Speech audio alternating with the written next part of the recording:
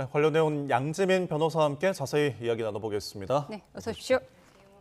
네, 오늘 장윤기 두 번째 재판이 열렸고요. 장윤기가 그동안은 누구든 데려가려고 했다, 우발적으로 범행한 것이다 주장했는데 오늘은 성범죄 목적의 살인이 맞다 인정을 한 거예요. 그렇습니다. 지금 계속해서 가장 중요한 핵심 쟁점이다라고 지적이 됐던 것이 과연 장윤기에게 살인죄를 적용할 것인가 아니면 강간 등의 살인죄를 적용할 것인가, 이것이 가장 핵심 쟁점이었는데 장윤기가 본인의 입으로 맞다라고 이렇게 강간 목적의 범행이었음을 인정을 했습니다. 그렇기 때문에 앞으로는 살인죄를 적용할 것인가라는 그 가능성은 아예 사라졌다라고 보는 것이 맞겠고요. 재판부 입장에서는 이 피고인 본인의 자백이 있는 상황이기 때문에 다른 정황 증거들만 갖추어진다면 그러면 충분히 유죄로 판단을 할 수가 있습니다. 그래서 장윤기의 이러한 심경 변화는 결국 검찰이 보완 수사를 통해서 확보하게 된 케이블 타이라든지 아니면 블랙박스 영상, 그리고 이 차 문을 열어두고 이렇게 범행을 저질렀다라는 여러 가지의 그런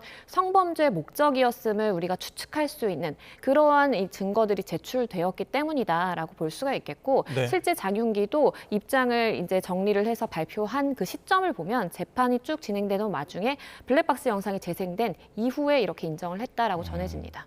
장윤기가 최근에 재판부에 반성문을 냈었는데 거기에는 성범죄 목적의 어떤 범행을 시인하는 내용이 없었거든요. 그런데 이번에 강간살인 혐의를 인정했다는 것은 이 반성문에 냈던 그 내용과 지금은 좀 다른 태도인 건데 이거 어떻게 해석할 수 있을까요? 그렇죠. 그러니까 철저하게 좀 계산된 행동이었다라고 생각을 해볼 수도 있겠습니다. 왜냐하면 반성문을 쓸 때 본인이 이 강간 목적으로 범행을 한 것인지 아닌지에 대해서 확실한 입장을 취하게 되면 그러면 추후에 이것을 번복하는 것이 되기 때문에 굉장히 본인의 진술이라든지 이런 것들에 대해서 신빙성이 떨어지게 되거든요. 그렇기 때문에 장윤기가 처음에도 이야기를 했던 건 살인 자체에 대해서는 증거가 너무나 확실하기 때문에 부인을 할 수 없지만 강간 목적인지는 변호인을 통해서 어쨌든 보류한다, 유보한다라는 입장을 표했었어요. 이것은 피고인은 사실 재판에 넘겨지게 됐을 때 검찰 측에서 어떠한 증거들을 가지고 있는지 모르거든요. 그렇기 때문에 재판을 거듭하면서 공판 횟수가 거듭되면서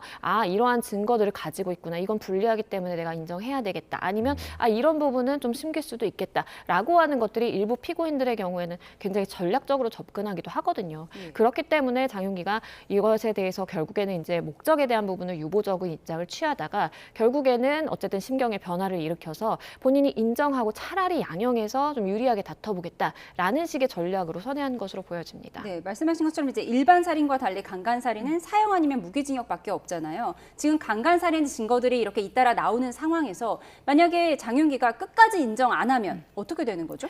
끝까지 인정을 안 한다라고 하더라도 적용 법조가 바뀌는 것은 아닙니다. 애초에 검찰이 공소를 제기를 했을 때 강간살인을 적용을 했습니다. 물론 경찰이 검찰로 이제 사건을 송치하면서는 살인죄를 적용을 했지만 검찰이 아니다, 강간살인이다라고 해서 강간살인죄가 적용이 돼서 지금 법원에 가게 된 것이고, 판사가 봤을 때에도 이러한 정황 증거들, 그러니까 이 외국인 여성에 대한 성폭행 시도가 있었다라는 사실, 차 문을 열어놓고 범행했다라는 사실, 그리고 여러 가지 블랙박스 아니면 케이블 타이를 준비를 했다라는 점, 목과 가슴 부분이 훼손된 리얼돌들이 실제 있었다, 이런 점들을 고려한다면 이거는 강간을 목적으로 한 것이네라는 생각을 충분히 할 수는 있거든요. 예. 다만 장윤기가 인정하고 안 인정하고 이 부분은 피고인이 자백을 하고 아닌 것에 영향을 미칠 뿐만 아니라 결국에서는 양형, 그러니까 이 사람이 그래도 마음을 바꿔서 자백을 했고 그래도 반성하는 입장을 보이고 있구나, 아니면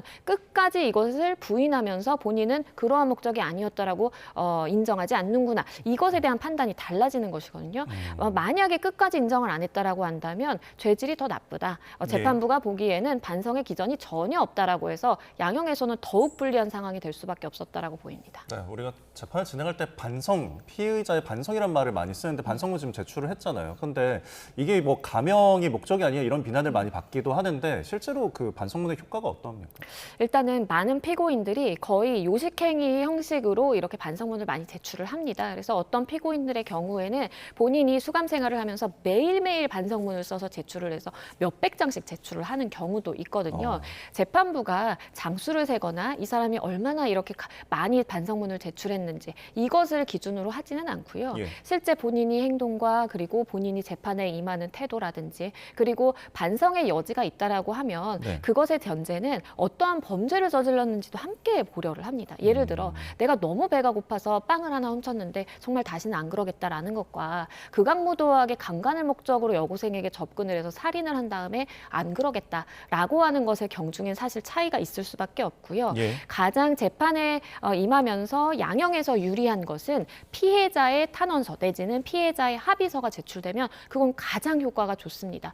그런데 장윤기의 경우에는 지금 피해자와 합의도 되지 않았고요. 예. 그리고 뭐 미안하다, 사과의 전화 한 통 없었다라고 네. 이 고등학생 어머니가 사실상 울부짖고 있죠. 그렇기 때문에 이 부분에 대해서는 뭐 재판이 끝날 때까지 가봐야 알겠지만 아직까지는 그렇게 유리한 양형의 그 조항, 그 유리한 그 요소는 없다라고 보여집니다. 네, 지금 경찰의 부실 수사뿐만 아니라 조직적 은폐 정황이 국민적 공분을 사고 있는데 이 장윤기 아버지의 지금 행정에 계속해서 논란이 되고 있습니다.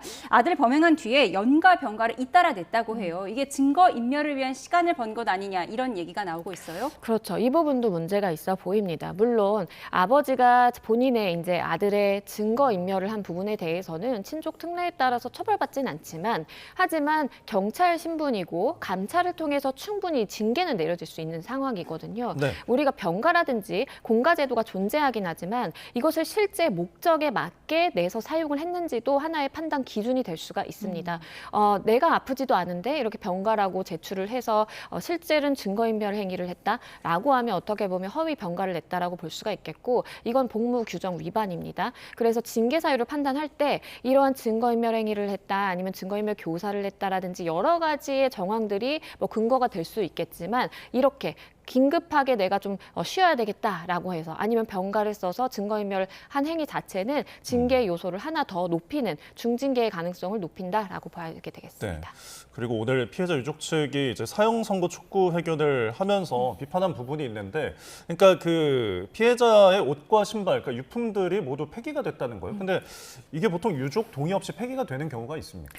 그러니까 이 부분은 좀 사실관계 확인을 해봐야 되는데요. 유품이 사실상의 보관이 어려운 정도에 미쳐서 이것을 폐기 조치를 할 수밖에 없었던 것인지, 아니면 충분히 유품으로서 이제 유족들에게 제공될 수 있는 그런 상황임에도 불구하고 폐기를 한 것인지를 좀 판단을 해봐야 됩니다. 네. 간혹 범행 장소에서 이제 범행이 어쨌든 발생한 부분이기 때문에 이것을 어떻게 수습해서 유족에게 전달하기 어려운 상태인 경우도 있어요. 그러니까 그런 경우에는 어쩔 수 없이 폐기를 하는 것이 맞거든요. 근데 다만 유품으로 사실상의 이제 어떤 옷가지들이라든지 이런 것들이 마련이 되어 있었음에도 불구하고 이것들을 정당한 근거 없이 폐기를 했다라고 한다면 예. 우리가 형사소송법상에 사실 증거는 보존되어야 된다. 그리고 필요가 없다라면 환부되어야 된다라는 이 대원칙에도 어긋난다라고 볼 수도 있겠고 또 몰수 대상이 아닌 피해자 물건의 경우에는 권리자에게 돌려줘야 된다라는 범죄 수사 규칙도 있습니다. 예. 근데 그것에 이제 위반이 될 수가 있기 때문에